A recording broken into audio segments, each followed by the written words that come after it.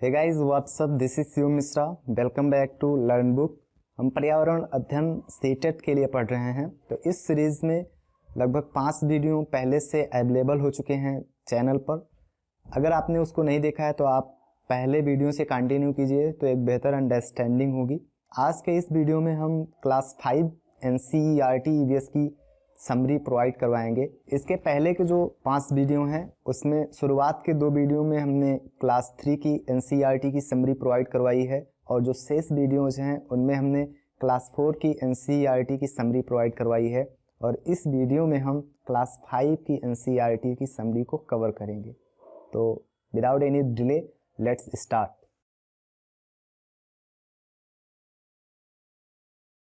Sloth, ये भालू जैसे दिखते हैं। ये जो जानवर लटक रहा है पेड़ से उल्टा, ये स्लॉथ है।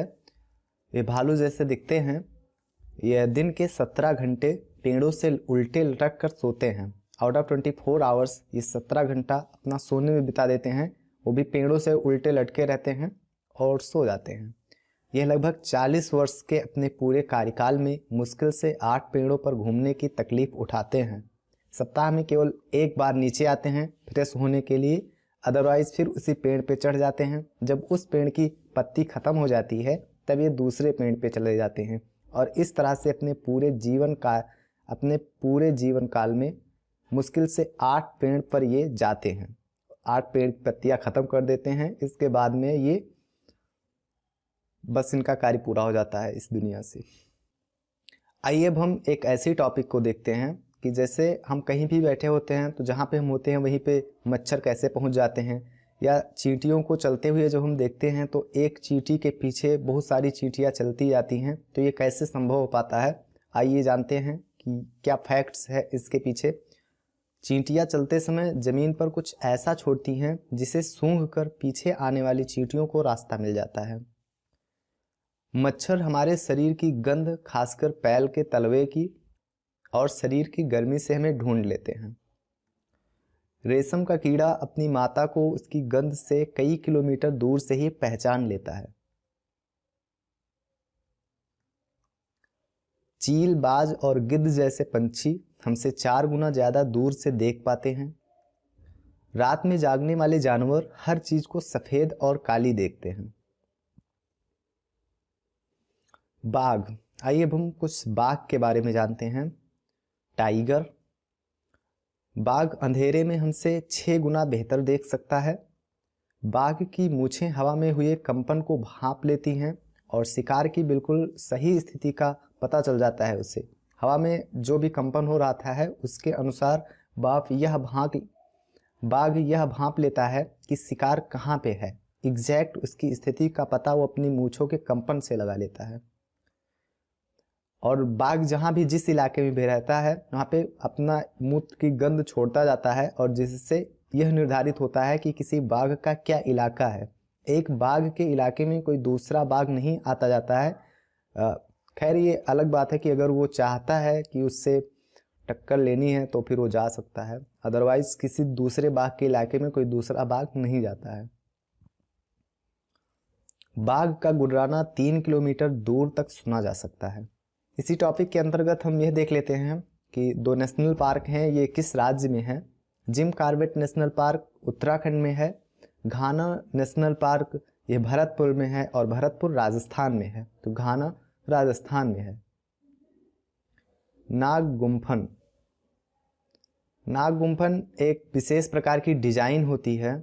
ऐसी डिजाइन रंगोली, कढ़ाई और दीवारों को सजाने के लिए सौराष्ट्र, गुजरात और दक्षिण भारत में प्रयोग में लाई जाती है। ये कुछ इस तरह से ऐसे रंगोली बनती है, डिजाइन बनती है, कढ़ाई की जाती है साड़ियों वगैरह में, और ये ज़्यादातर यूज की जाती हैं गुजरात के सौराष्ट्र में और दक्षिण भारत में। हमारे देश में पाए जाने वाले 4 तरह के सांप जहरीले होते हैं और ये हैं नाग, second is Daboia, and the third is krait and the fourth is अफाई। ये 4 ऐसे सांपों की प्रजातियां हैं जो जहरीली होती हैं और जो सांप पाए जाते हैं भारत में वो जहरीले नहीं होते हैं।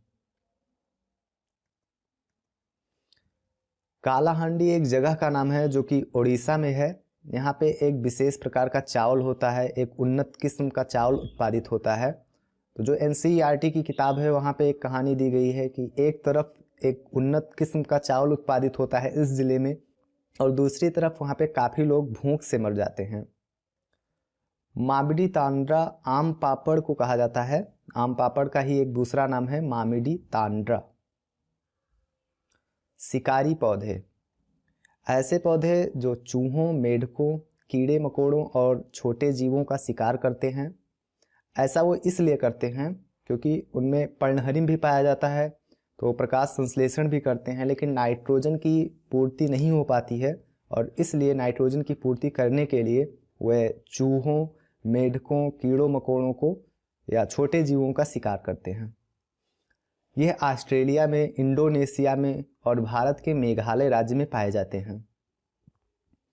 इसका आकार लंबा घड़े जैसा होता है जिसके ऊपर पत्ती का ढक्कन लगा होता है। ये आप चित्र में देख पा रहे होंगे, ये कुछ इस तरह से लंबे घड़े के आकार के होते हैं और ऊपर पत्ती का ढक्कन लगा होता है, और एक प्रकार की गंध छोड़ते हैं जिससे ये छोटे जीव आकर्षित होकर अंदर आते हैं, और जब ये छोटे जीव अंदर आ जाते हैं तो ये ढक्कन बंद हो जाता है और वो फिर बाहर नहीं जा पाते, और इनमें एक प्रकार का पाचक रस पाया जाता है जिससे वो उनको हजम कर जाते हैं।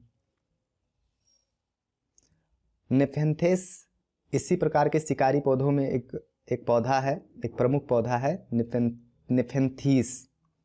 ये जो फोटो आपको दिख रही है नेफेंथीस की ही है। बेलक्रो, बेलक्रो कुछ ऐसे ही होते हैं जो आपको चित्र में दिख रहे हैं, इन्हीं को बेलक्रो कहा जाता है। ये आपके कहीं पे भी आप जाएंगे, अगर ये इस तरह के पौधे होते हैं तो ये आपके शर्ट में, आपके जूतों में लिपट जाते हैं।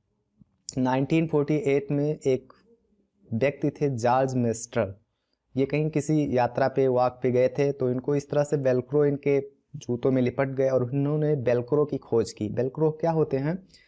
इनकी दोनों सतहें चिपक सकती हैं। ये बस्ते, बैग, कपड़े, जूते, इनमें प्रयोग किए जाते हैं। ये जो जूता है इसमें जो ये चिपकने वाला चीज़ लगा हुआ है, इसी को हम बेलक्रो बोलते हैं। ठंडा रेगिस्तान लद्दाख को कहा जाता है। ठंडा रेगिस्तान लद्दाख को इसलिए कहा जाता है क्योंकि लद्दाख में बहुत ठंडी होती है और वहाँ पे बारिश नहीं होती, और ठंडी भी होती है, बारिश भी नहीं होती, यानी कि उसको ठंडा रेगिस्तान कहा जाता है।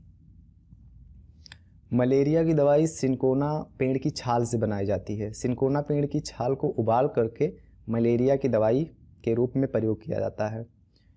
एनीमिया रोग में हीमोग्लोबिन में कमी आ जाती है खून में, या आयरन की कमी आ जाती है। बछेंद्री पाल माउंट एवरेस्ट पर चढ़ने वाली भारत की पहली और संसार की 5वीं महिला हैं। दांडी यात्रा 1930 में महात्मा गांधी ने स्टार्ट की थी, अहमदाबाद से दांडी के तट तक। ये नमक कानून को तोड़ने के लिए स्टार्ट की गई यात्रा थी, और उन्होंने 1930 में ये यात्रा स्टार्ट की। काफ़ी लंबी दूरी तय करने के बाद में उन्होंने नमक कानून तोड़ा। चांगपा एक समुदाय होता है, ये घुमंतू लोग होते हैं जो कि लद्दाख में पाए जाते हैं। ये खास तरह की बकरियां पालते हैं जिनके बालों से दुनिया की मशहूर पश्मीना ऊन बनाई जाती है। ये घुमंतू लोग इसी कारण होते भी हैं क्योंकि जो पश्मीना ऊन होती है, जब बकरियां काफ़ी ऊंचाई पे रहेंगी, लगभग 5000 मीटर से अधिक ऊंचाई पर, तब ज़्यादा ठंडी वहाँ पे होगी, और इसलिए उनके जो बाल होंगे वो काफ़ी पतले होंगे, तो इसलिए ये घूमते रहते हैं और काफ़ी ऊंचाई पे रहते हैं। रेबो, याक के बालों से बुनाई करके बनाई पट्टियों से जोड़कर बनाया गया टेंट। ये चांगपा समुदाय के लोग ही प्रयोग करते हैं अपने रहने के लिए। लेखा, भेड़ बकरियों को रखने की जगह। रेबो के पास में ही एक बनाया जाता है लेखा, जहाँ पे भेड़ बकरियां रखी जाती हैं, और ये दोनों चीज़ चांगपा समुदाय के लोग ही बनाते हैं लद्दाख में।